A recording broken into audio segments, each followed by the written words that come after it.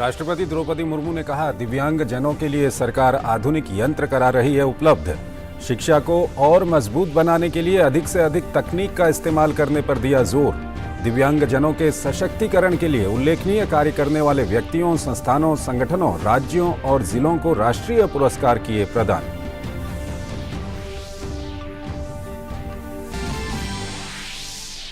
प्रधानमंत्री नरेंद्र मोदी ने दिव्यांगों के साहस और उपलब्धियों की सराहना। ट्वीट संदेश के माध्यम से कहा, सरकार ने दिव्यांगों के लिए अवसर सृजित करने के लिए उठाए कई कदम। दिव्यांग लोगों के धैर्य और उपलब्धियों की भी प्रशंसा की।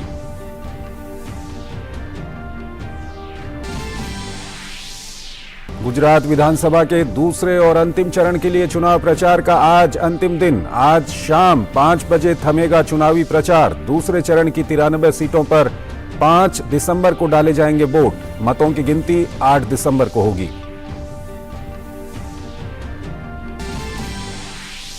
दिल्ली नगर निगम चुनाव के लिए राज्य चुनाव आयोग ने की सभी तैयारियां पूरी। कल 250 सीटों के लिए डाले जाएंगे वोट।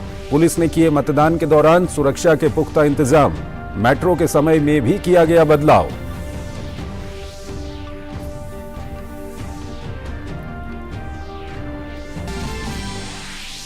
आतंकवाद रोधी योजनाओं पर अमेरिका में एक ब्रीफिंग के दौरान भारत की स्थायी प्रतिनिधि रुचिरा कंबोज ने आतंकवाद के खिलाफ मुकाबला करने पर दिया जोर। कहा, दिल्ली घोषणा से सहमत होकर आतंकवाद रोधी समिति ने आतंक का मुकाबला करने का लिया है संकल्प।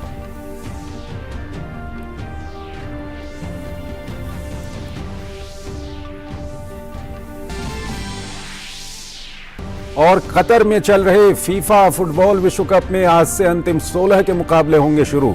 नीदरलैंड्स और यूएसए के बीच होगा पहला मुकाबला। वहीं ग्रुप सी टॉपर अर्जेंटीना और ऑस्ट्रेलिया होंगे आमने सामने। नमस्कार, डीडी न्यूज में आपका स्वागत है। मैं हूं चंद्रशेखर जोशी और आइए अब खबरें देखते हैं विस्तार से। राष्ट्रपति द्रौपदी मुर्मू ने आज अंतर्राष्ट्रीय दिव्यांग दिवस के अवसर पर दिव्यांग जनों का सशक्तिकरण करने की दिशा में उत्कृष्ट कार्य करने वालों को राष्ट्रीय पुरस्कार प्रदान किए। राष्ट्रपति ने व्यक्तियों, संस्थानों, संगठनों, राज्य और जिलों को उनकी उत्कृष्ट उपलब्धियों और कार्यों के लिए राष्ट्रीय पुरस्कार से सम्मानित किया। कार्यक्रम में केंद्रीय सामाजिक न्याय और अधिकारिता मंत्री डॉक्टर वीरेंद्र कुमार भी मौजूद रहे। राष्ट्रपति द्रौपदी मुर्मू ने कार्यक्रम को संबोधित करते हुए दिव्यांग खिलाड़ियों के लिए अत्याधुनिक सुविधाएं मुहैया कराने पर सरकार के प्रयासों की सराहना की। सरकार द्वारा ग्वालियर में एक दिव्यांग खेल केंद्र की स्थापना की जा रही है। उस केंद्र में दिव्यांग खिलाड़ियों के लिए शिक्षा के साथ साथ उनके प्रशिक्षण के लिए अत्याधुनिक सुविधाएं होंगी ताकि वे राष्ट्रीय और अंतर्राष्ट्रीय मंचों पर प्रतिस्पर्धा कर सके। भारतीय संस्कृति और परंपरा में डिसेबिलिटी को ज्ञान अर्जन और उत्कृष्टता प्राप्त करने में कभी भी बाधा नहीं माना गया है। राष्ट्रपति द्रौपदी मुर्मू ने देश में cross disability early intervention centre खोले जाने पर सरकार की सराहना करते हुए राज्य सरकारों से भी सेंटर स्थापित करने का आह्वान किया। केंद्र सरकार ने देश के विभिन्न हिस्सों में अत्याधुनिक सुविधाओं से lace 14 cross disability intervention centres स्थापित किए हैं। मुझे आशा है कि राज्य सरकारें भी इस पहल से प्रेरणा करें और बचपन में ही दिव्यांगता की पहचान करने तथा उसे पूरी करने के लिए अपने अपने राज्यों में इसी तरह की सुविधाएं उपलब्ध कराएंगे। वहीं प्रधानमंत्री नरेंद्र मोदी ने शनिवार को अंतर्राष्ट्रीय विकलांग दिवस पर दिव्यांग बहनों और भाइयों के साहस और उपलब्धियों की सराहना की है। प्रधानमंत्री ने सिलसिलेवार ट्वीट कर कहा, विकलांग व्यक्तियों के अंतर्राष्ट्रीय दिवस पर मैं अपनी दिव्यांग बहनों और भाइयों की दृढ़ता और उपलब्धियों की सराहना करता हूं। हमारी सरकार ने कई पहल की हैं जिन्होंने विकलांग व्यक्तियों के लिए अवसर पैदा किए हैं और उन्हें चमकने में सक्षम बनाया है। उन्होंने कहा, हमारी सरकार समान रूप से पहुंच पर ध्यान केंद्रित कर रही है, जो प्रमुख कार्यक्रमों और अगली पीढ़ी के इंफ्रा के निर्माण में परिलक्षित होता है। मैं विकलांग व्यक्तियों के जीवन में सकारात्मक अंतर लाने के लिए जमीनी स्तर पर काम करने वाले सभी लोगों को भी स्वीकार करना चाहूंगा। चुनाव आयोग ने अंतर्राष्ट्रीय दिव्यांग दिवस पर दिव्यांगों के प्रति सम्मान व्यक्त करते हुए उनके साहस की सराहना की। चुनाव आयोग ने एक वीडियो साझा करते हुए दिव्यांग मतदाताओं को सुविधा प्रदान करने के लिए अपनी प्रतिबद्धता जताई। इसके प्रति सम्मान, उनको बराबरी और वो हमसे ज़्यादा काबिल हैं ये समझने का दिन है आज, और इसको पूरे वर्ष अपने अंदर में महसूस करने का और इसका पालन करने का दिन है। इलेक्शन के पॉइंट ऑफ व्यू से अगर हम इसको देखें तो पहली विषय आती है कि इंक्लूसिव हम कैसे इसको बनाएंगे।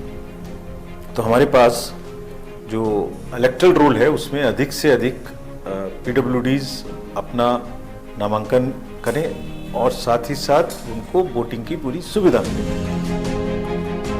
तो आज 3 दिसंबर को इलेक्शन कमीशन अपना ये रिजॉल्व दोहराता है कि PWD वोटर्स 100% हमारे रोल में शामिल हों।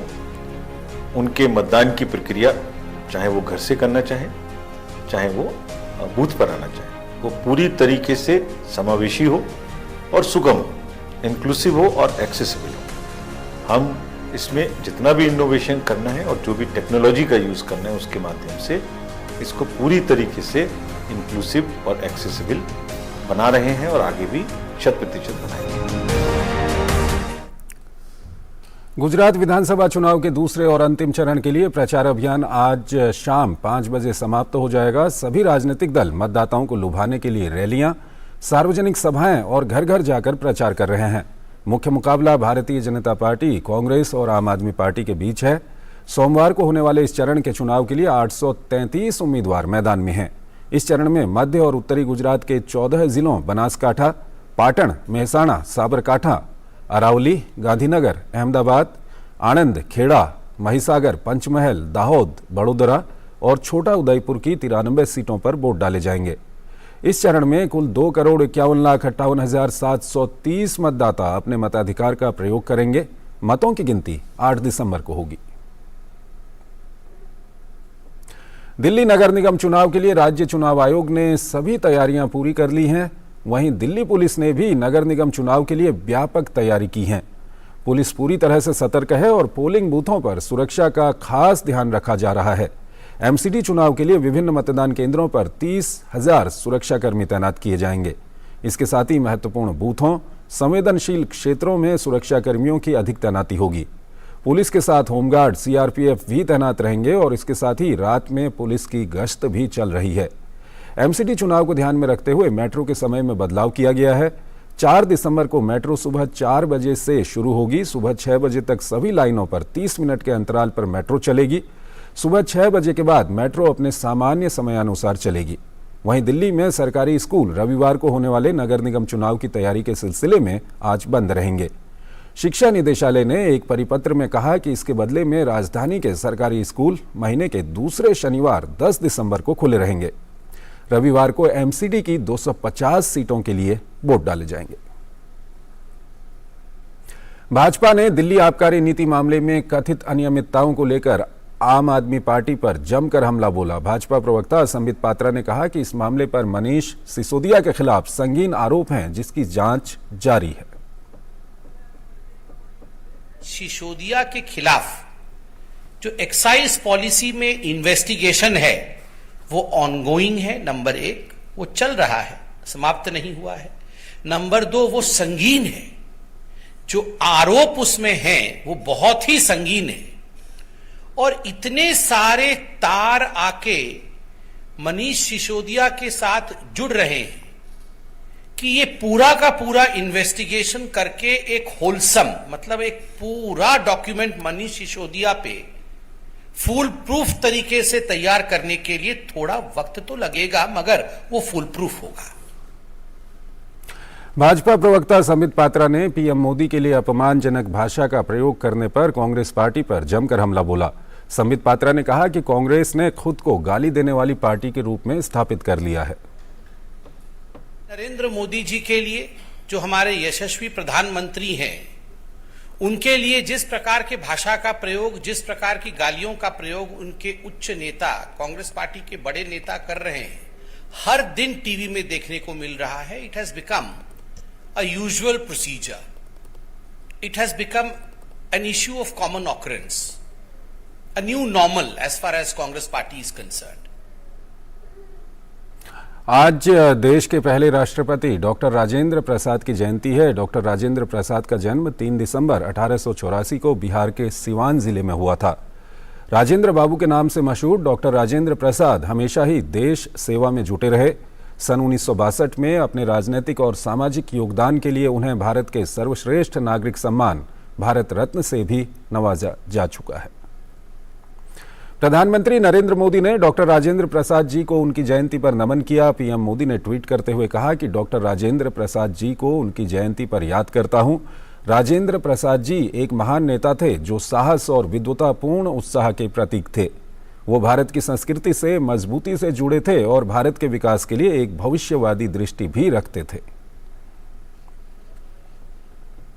वाराणसी में चल रहे काशी तमिल संगमम में हिस्सा लेने के लिए संस्कृति, विरासत और परंपरा से जुड़ा दल वाराणसी पहुंचा. ये दल वाराणसी के विभिन्न धार्मिक स्थलों का दौरा करते हुए प्रयागराज और अयोध्या का भी दौरा करेगा. वित्त मंत्री निर्मला सीतारमण काशी तमिल संगमम में हिस्सा लेने के लिए वाराणसी के दौरे पर हैं. निर्मला सीतारमण ने आज सुबह केदार घाट, हनुमान घाट पर पूजा अर्चना की और गंगा नदी में नौकायन किया. केंद्रीय वित्त मंत्री भी तमिलनाडु से आती हैं और काशी में उनकी मौजूदगी के विशेष मायने हैं. देश की 2 सबसे महत्वपूर्ण और ज्ञान की प्राचीन पीठों के बीच प्राचीन संबंधों को रेखांकित करने वाले और महीने भर तक चलने वाले काशी तमिल संगमम कार्यक्रम का उद्देश्य तमिलनाडु और काशी के बीच सदियों पुराने संबंधों का उत्सव मनाना, उसकी पुनर्पुष्टि करना और उन्हें प्रगाढ़ करना है. एक छोटा सा ब्रेक लेते हैं यहां पर. REC unleashes the potential of energy. REC funds energy. Funding that catalyzes. Funding that inspires. Funding that transforms. For sustainability and reliability. For investment and development. Adding value. Every day in every way. This is what our energy is. This is REC.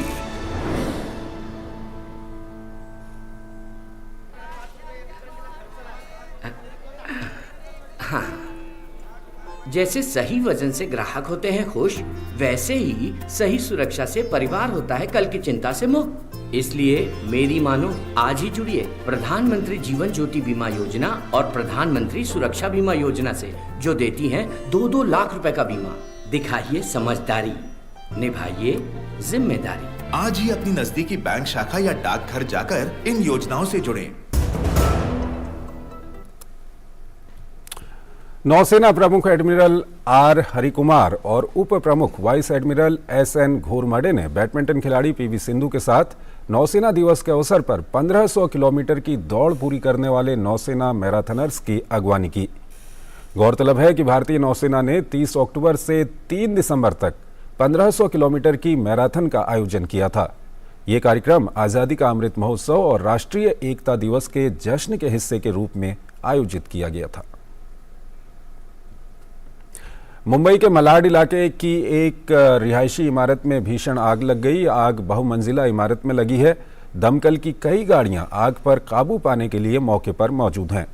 CFO Mumbai ने कहा कि 21 मंजिला इमारत में तीसरी मंजिल पर आग लगी. हादसे में किसी के घायल होने की सूचना नहीं है. आग लगने के स्पष्ट कारणों का पता नहीं चल पाया है. दिल्ली और आसपास के इलाकों में वायु प्रदूषण का स्तर एक बार फिर खराब से बेहद खराब श्रेणी में बना हुआ है. दिल्ली में आज वायु गुणवत्ता सूचकांक 332 दर्ज किया गया. मौसम विभाग ने कहा है कि आने वाले दिनों में राजधानी में पारा 6 डिग्री सेल्सियस तक लुढ़कने के आसार हैं, जिससे सर्दी का प्रकोप और बढ़ेगा. नोएडा और गुरुग्राम में भी मौसम कमोबेश दिल्ली जैसा ही रहेगा. दूसरी तरफ वायु मानक एजेंसियों का पूर्वानुमान है कि तापमान लुढ़कने से प्रदूषकों को जमने में मदद मिलेगी. ऐसे में हवा की गुणवत्ता और खराब होगी. श्रावस्ती के आकांक्षी जनपद होने के नाते यहां पर स्कूलों को मिशन कायाकल्प के तहत खूबसूरत और सुंदर बनाया जा रहा है, जिससे यहां पर स्कूलों की तस्वीरें बदल रही हैं. वहीं यहां की शिक्षा की गुणवत्ता में भी सुधार होता जा रहा है. सरकारी स्कूल होने के बावजूद भी यहाँ के बच्चों को इंग्लिश मीडियम के बच्चों की तरह अंग्रेजी में शिक्षा दी जा रही है।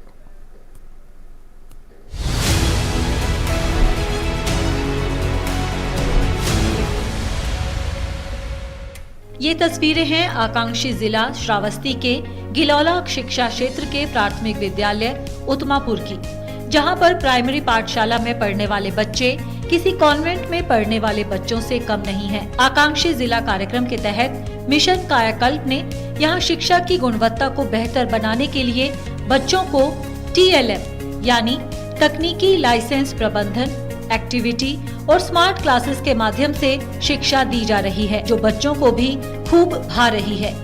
मुझे यहाँ पर अच्छा लग रहा है। प्राइवेट स्कूल से मुझे अच्छी शिक्षा मिली है। इंग्लिश पढ़ाई करें, हिंदी पढ़ाई करें, सब मैथ, इतिहास, विज्ञान, भूगोल। स्कूल में स्मार्ट क्लास का भी पूरा इंतजाम किया गया है ताकि बच्चे विषय को आसानी से समझ सके।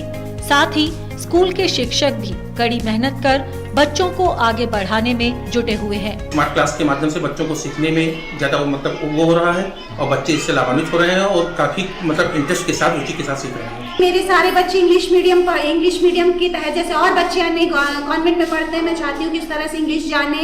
एज अ लैंग्वेज है भाई, हिंदी तो हम सब जानते हैं, बाकी इनकी जो मातृभाषा वो जानते हैं, लेकिन इंग्लिश सीखने में थोड़ा इनको डिफिकल्टी आती है, परेशानी आती है।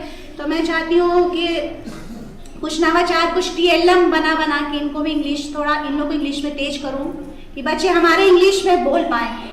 आकांक्षी जिला श्रावस्ती के गिलौला शिक्षा क्षेत्र के प्राथमिक विद्यालय उत्मापुर में शिक्षा की गुणवत्ता के सुधार पर विशेष जोर दिया जा रहा है। कुल मिलाकर श्रावस्ती के विभिन्न क्षेत्रों में विकास के लिए आकांक्षी जिला कार्यक्रम वरदान सिद्ध हो रहा है। Bureau report, DD news.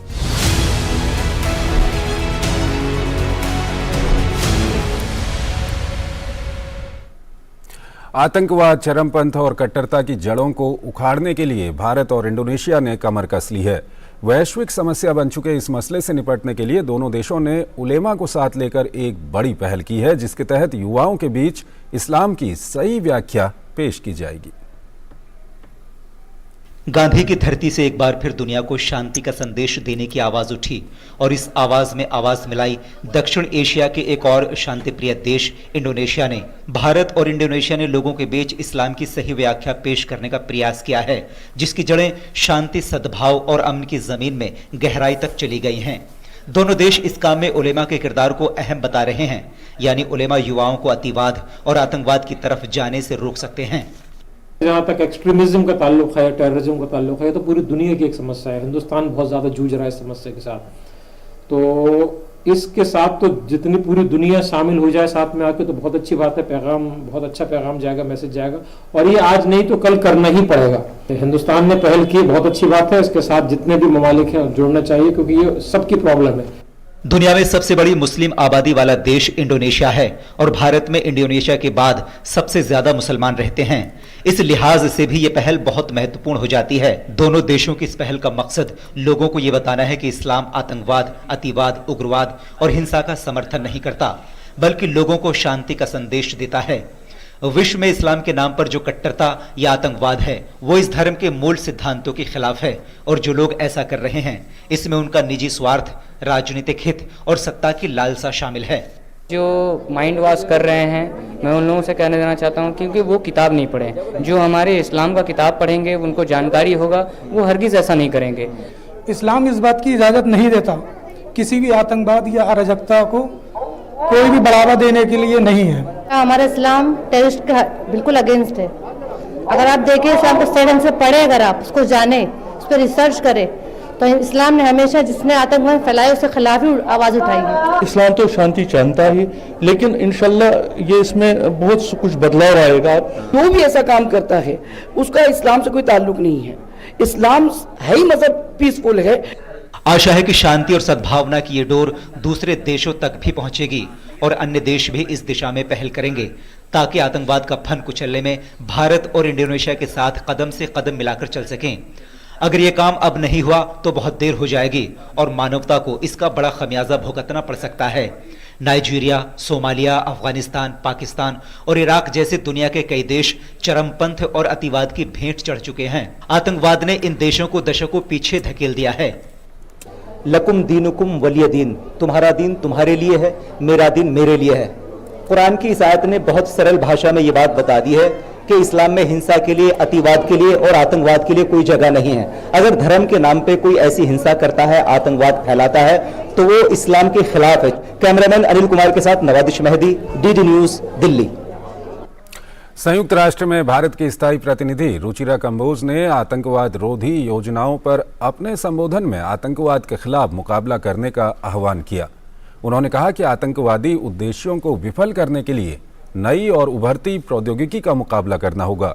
Ruchira Kamboj ने काउंटर टेररिज्म कमेटी के तहत आतंक का मुकाबला करने पर जोर देते हुए कहा कि इसका उद्देश्य आतंकवाद के खतरे से निपटने के लिए संयुक्त राष्ट्र सुरक्षा परिषद के दृष्टिकोण को बढ़ाना है। Agreeing to the Delhi Declaration, the committee has pledged its continued dedication and commitment to its work to counter the use of new and emerging technologies for terrorist purposes. The declaration is a pioneer document aimed at enhancing the Council's approach to address this threat in a comprehensive and holistic manner.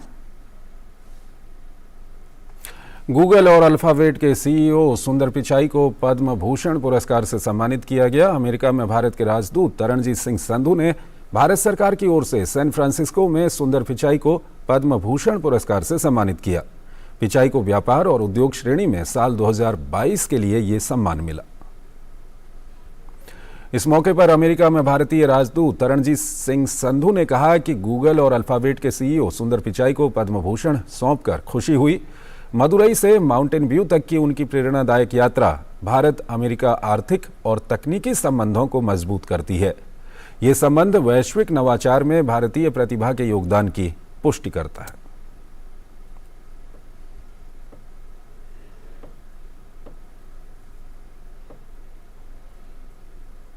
Ukraine के राष्ट्रपति Volodymyr Zelensky ने grain from Ukraine कार्यक्रम के तहत अनाज निर्यात करने की संभावना जताई। ज़ेलेंस्की ने कहा कि अगले वर्ष 60 जहाज़ों द्वारा अनाज निर्यात किया जा सकता है। उन्होंने कहा कि एक जहाज़ पहले ही गेहूं लेकर इथियोपिया के लिए निकल चुका है और उसके बाद दूसरा जहाज़ जाने को तैयार है। ज़ेलेंस्की ने कहा कि समझौते के तहत यूक्रेन को 13 मिलियन टन कृषि उत्पादों का निर्यात करने की अनुमति है। यूरोपीय संघ ने तेल की कीमतों में वृद्धि को रोकने के लिए रूसी तेल की कीमतों में $60 प्रति बैरल तय करने पर अस्थायी रूप से सहमति जताई है। यूरोपीय संघ ने कहा कि कीमत तय करने का उद्देश्य दुनिया में रूसी तेल की आपूर्ति में अचानक कमी को रोकना है, क्योंकि इससे ऊर्जा स्रोतों की कीमतों में एक नया उछाल आ सकता है और ईंधन के दाम बढ़ सकते हैं। यूरोपीय संघ के अध्यक्ष ने कहा कि निर्णय को अभी एक लिखित प्रक्रिया के साथ आधिकारिक रूप से अनुमोदित किया जाएगा, लेकिन इसमें किसी रुकावट की आशंका नहीं है। अमेरिका ने चीन, रूस, पाकिस्तान सहित कुल 12 देशों को धार्मिक स्वतंत्रता की वर्तमान स्थिति के लिए विशेष चिंता वाले देशों की सूची में शामिल किया है। इसके साथ ही अल्जीरिया, मध्य अफ्रीकी गणराज्य, कोमोरोस और वियतनाम को धार्मिक स्वतंत्रता के गंभीर उल्लंघनों में शामिल होने या इसके खिलाफ कार्रवाई नहीं करने के लिए विशेष निगरानी सूची में रखा गया है। अमेरिकी विदेश मंत्री ने कहा कि हमारी घोषणा राष्ट्रीय सुरक्षा की रक्षा करने और दुनिया भर में मानव अधिकारों को आगे बढ़ाने के लिए हमारे मूल्यों और हितों को ध्यान में रखते हुए की गई है। ईरान और अंतर्राष्ट्रीय परमाणु ऊर्जा एजेंसी के बीच तनाव बढ़ता जा रहा है। ईरान ने परमाणु कार्यक्रम के संबंध में दी जाने वाली जानकारी पर अपनी बाध्यता जाहिर की है। अंतर्राष्ट्रीय परमाणु ऊर्जा एजेंसी ने कहा कि IAEA अभी भी आशान्वित है कि ईरान 3 अघोषित स्थलों पर यूरेनियम के निशान पाए जाने पर अपना स्पष्टीकरण देगा। वहीं कई रिपोर्ट्स में दावा किया गया है कि ईरान संयुक्त राष्ट्र परमाणु निगरानी संस्था को अपनी परमाणु संयंत्र दिखाने के लिए सहमत हो गया है। फ्रांस में बिजली की आपूर्ति को बढ़ावा देने के लिए कई पावर स्टेशनों का तेजी से निर्माण किया जा रहा है। सर्दी के मौसम में बिजली की बढ़ती मांगों का समाधान करने के लिए पावर स्टेशनों के रखरखाव पर जोर दिया जा रहा है। नवीनतम रिपोर्ट के अनुसार फ्रांस में बिजली की खपत काफी बढ़ गई है, लेकिन बिजली आपूर्ति में बाधा पैदा होने के कारण स्कूलों और सार्वजनिक परिवहन सेवाओं को काफी नुकसान हो रहा है। कतर में फीफा फुटबॉल विश्व कप में आज से अंतिम 16 के मुकाबले शुरू होंगे, जिसमें नीदरलैंड्स और यूएसए के बीच राउंड ऑफ 16 का यह पहला मुकाबला होगा। नीदरलैंड्स की टीम ग्रुप ए में टॉप पर रही, वहीं यूएस की टीम ग्रुप बी में दूसरे पायदान पर रही। दोनों टीमें खलीफा इंटरनेशनल स्टेडियम में आमने सामने होंगी। वहीं अर्जेंटीना और ऑस्ट्रेलिया आमने सामने होंगे। अर्जेंटीना ग्रुप सी की टॉपर है, वहीं ऑस्ट्रेलिया ने ग्रुप डी में दूसरा स्थान हासिल किया है। ये दोनों टीमें अहमद बिन अली स्टेडियम में टकराएंगी।